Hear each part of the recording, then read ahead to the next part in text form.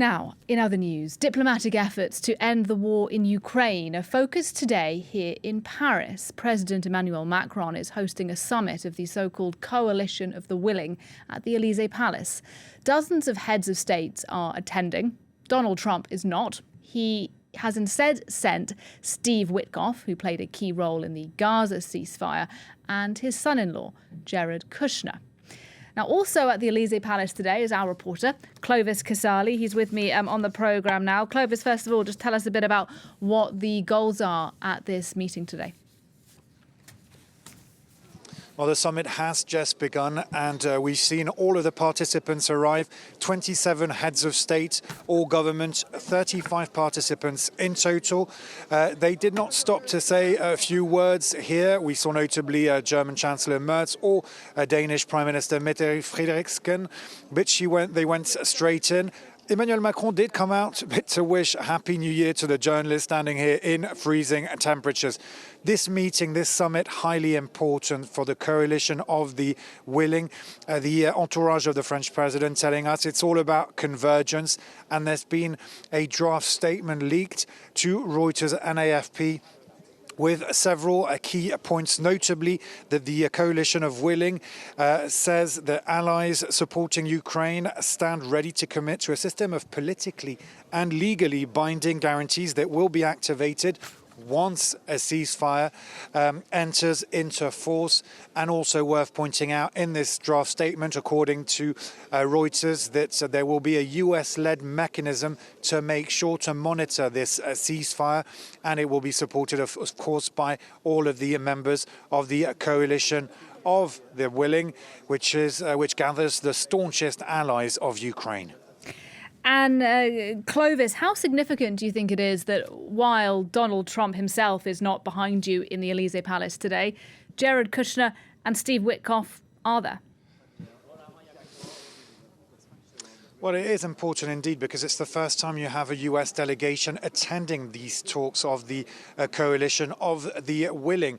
No Donald Trump or J.D. Vance, but key members of his entourage, his son-in-law, Jared Kushner, and his special envoy for peace initiatives, peace missions. That's the way he's labeled.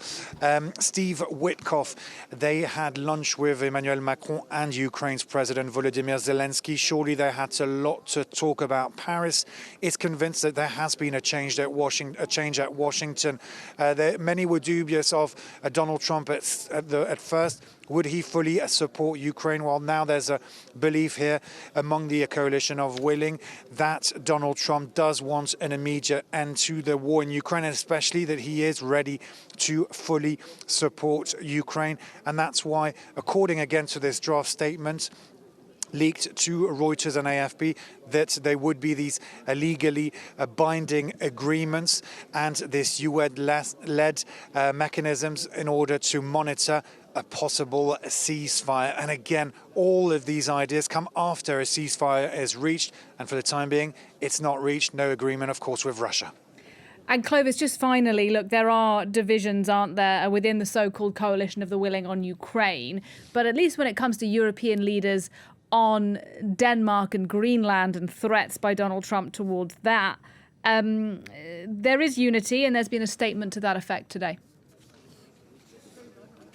Indeed, and let's remind our viewers that Donald Trump has been saying in the past few hours and days that he wants Greenland. He wants Greenland to become the 51st state of the US. Why?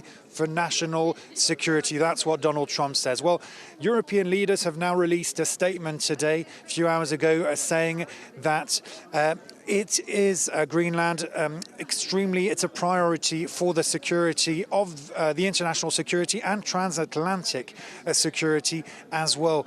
European leaders are saying that Greenland belongs to its people, that this territory belongs to Greenland and to Denmark, and therefore, in other words, that its future needs to be decided only by Greenlanders.